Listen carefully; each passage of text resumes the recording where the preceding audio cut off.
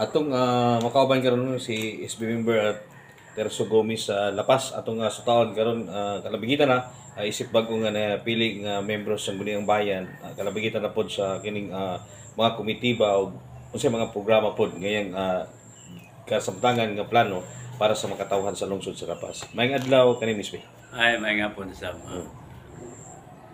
Sa unang-unang SB, gusto nang masayaran na sa pagkaroon sa lit ikaw naginusarang kanang naa sa Pikas Grupo no nga nakadaog sa nakalabang eleksyon.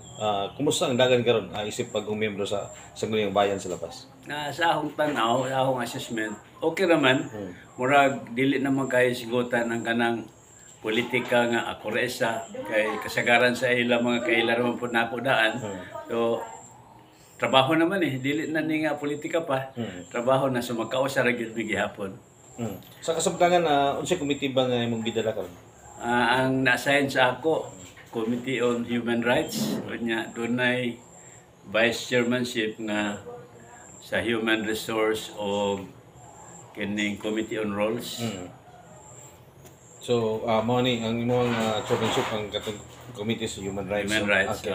So, sa pagkaroon sa unang arangkada no, unsay mga kinibang yung mga programa na nimo nga nahanay na para usab nga pohon matunod li sa makatawhan sa lungsod sa Lapas. Pagkatinood lang kagahapon, first session bali namo nakapasa na ko og napulog usa ka resolusyon dili lang sa Human Rights Committee ba. Okay. Ga-cover sa lain-lain nga mga panginahanglan, problema sa lungsod nga akong nakita. So siguro pila ka adlaw karon i-subject na to sa mga hearing, committee hearing. So depende na sa committee kung asa sila mabilong, basta kay more or less napulog ko sa ka-resolution na akong submit kagahapon lang mismo ng adlaw. So unsay mga kining nga resolusyon na asa ni naglatid nga mga kini ba para ni sa tong mga sektor? Kanang sa ako nagingon naglain-lain nga mga concern kibali sa panginahanglan na ay tuluunta nga na sityo nga akong propose pinaging resolution niya mahimong i-declare nga special barangay. Pero kay naan na may nag-sponsor sa isa, so duha na lang muna ang instead niya 12 na na lang napulog usa. So ang barangay poblasyon sa Bumay Seat of Municipal Government nakita po nako nga walay pagtubo, walay pagluag. Murag ang mga balay-balay galumbay lang sa highway. So nag-propose ko og expansion sa town site. Town site expansion nga luti more or less 100 nga to sa 150 hectares. So siguro kung asa to mabilong nga komitiba at imanon to. Nya nga ni sa barangay Panagangan hugaw tanawon ka ng Panagangan Creek gikan niya ni sa junction Jawan River pengon niya to sa tulay pengon sa Walo nga purok size. Gusto na ko na murag na mariprap o river bank kibali protection kibali unya sa Sagunto gikan sa eskwelahan pengon sementeryo kay sige nagkaanas ang kuan gyapon ang kanang pangpang kana siya unya do na pag gi-propose na ko nga nag-concern sa mga karsada, tulo ka karsada. Gikan na sa Imelda, paingon niya to sa sentro sa Villapas, unya nga sa Panagangan kanang landing, paingon niya to sa Maitong, unya doon na po niya to sa Sitio Minangkig, paingon niya to sa Sitio Libon. So kaya nguban na may karsada, igo na lang to ipadayon, i-maintain, kibali. So ang akong gi-propose kadtong wala pa gid halos na sugdi kana siya. Ang nakita nga akong problema no sa atong makatawhan sa Lapas nangisgutanan sa infrastructure no ato ang farm to market road mga kabarangay mga sityos dili kayo pasabol sa mga katawhan. Hinungdan nga problema po atong mga mag-uma pagpagawa sa ilang mga aabot. Doon na ba imong resolution nga kabahin ini aron matagaan og pagtagad usab nga matuki ang sabi nga problema. Manay akong giingon nga wala na ako tanduga Okay. kanang existing Okay. kay panahon niya maghiskot mi karsada, igo naman lang siya dugangan og pundo kung nagkinahanglan, igo na lang na siya sultian ang mga inhenyero nga paspasan, tarungon, bantayan, kay existing nanay pundo siguro makulang dugangan. Pangakong gi-propose kadtong ibali wala pa gyud.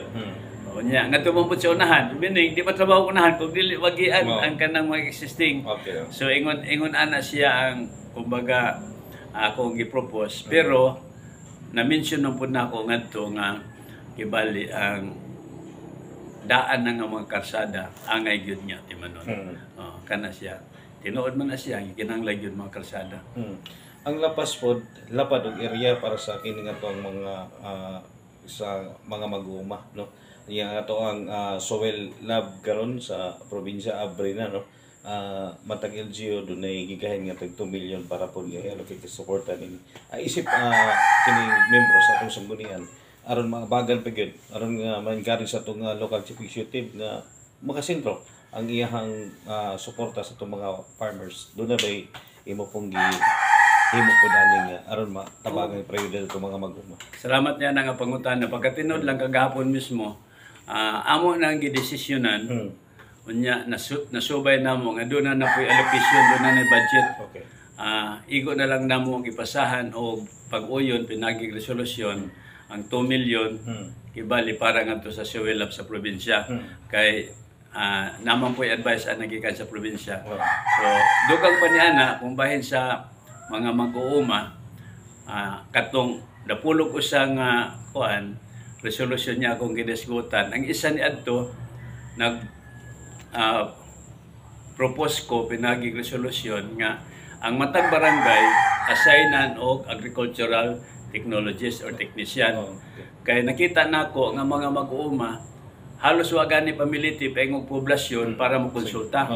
So akong una-una, labi na panahon sa committee hearing nga pasabot na ako sa akong kaubanan nga ang kanang mga technician ya daghan kaayo diya sa opisina katapok, i-disperse na siya, assignan tag isa-isa matag barangay para ang mga mag-uuma dili na mula kog layo. Kauban na nila ang technician anytime. So na gani himuanan pa pud nako kaya pug resolution sunod siguro nga mga adlaw nga kung madayon ka ng technician sa barangay, among i-require pinagi proposal nga dapat naa siya gamay nga demo kung unsa expertise niya, kung vegetables dapat mapakita siya gulayan. Okay.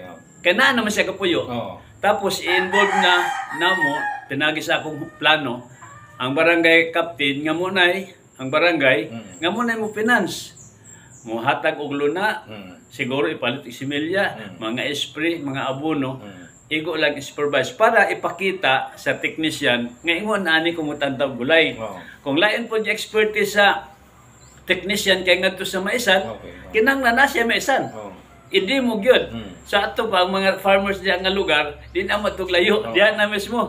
Murag konektado na siya katong ingon nila nga farmers training school nga 6 months duration period or 3 months ana siya.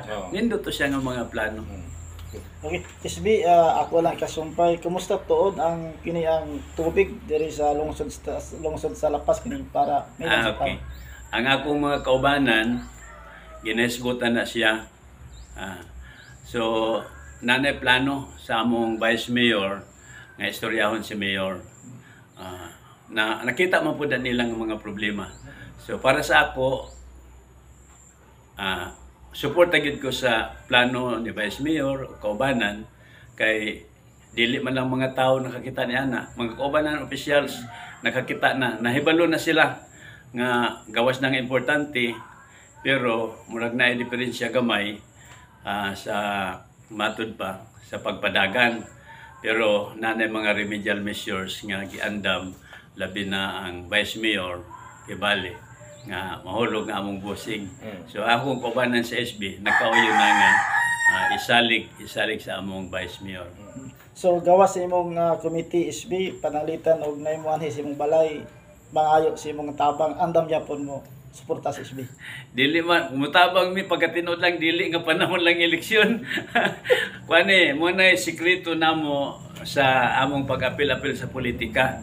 Gikan pa kang misis at sa akong anak hangtod sa ako kibali nga way pili kung wala may ikahatag ha naagin ikahatag nga advice asa padulong kinsa nga tao unsay maayo buhaton puno min anag mga panambagon para lang yun nga ang mga problema sa mga tao pakitabang kay dili man pud mga tao mani tungod lang sa kwarta naapoy mga kalibog lang usahay mga legal namatay gabay nga ikatambang o kung mga medical naatay mga kaila sa probinsya pwede nila duulan yung mga referrals o bisan pa diya mismo sa Talacogon o sa lapas ng ospital namatay mga kaila so matudluan na sila mga problema sa PhilHealth tanan-tanan so ang importante sa akong tan-aw nga kung na sila problema amo gyud na silang paistoryahon paminawan para makuha-kuhaan ang problema sa paggiguot na nga mga pagbati mahilig may ana magpaminaw kay naamangot ko sa pagtuo nga ang lesyon pagsulbad sa problema dili gyud ang pangitag solusyon kundili ang pagsabot sa problema. Kanang pinakagamot sa problema. Kay makita nimo na siya, naa na solusyon kauban. Ano yan? Sige, sa imong parting message lang SB no para usab sa mga katawhan sa lungsod sa lapas. Okay, sige. Salamat kayo ni ana no nining time pag-anin po ninyo. Wala ko na-expect nga makapakighinabo, hinabi sa inyo. Bisan ba sa publiko, magpasalamat yun ko sa tanan ni suporta sa ako. Pagkatinuod lang giisip nako nga tanan tao sa lapas nga butante nagboto sa ako. Ingon ang among kinaiyangan ni para bisag sa kinsa nga tao tagalapas dili madaot ang among inistoryahan kaya among hunahuna nibuto man sa ako. Ingon na siya. So salamat kayo sa mga katawan sa lapas. Salamat. Padayon i-appeal ko ninyo sa mga pag-ampo nga para mga buluhaton namo sa sangguniang bayan mahimo nga magmalampuson kami pinagis pag-ampo para ang kaalam sa Ginoo mahatag nga kanamo og giyahan kami sa kanang pinakamaayo nga solusyon sa mga problema nga moabot nganhi sa atong dapit. Kunya kung naamoy mga pangutana kuan man lang isang text one text away lang may problema andam mi sa pagtubag sa inyong mga pangutana. Kana lang siguro salamat kayo.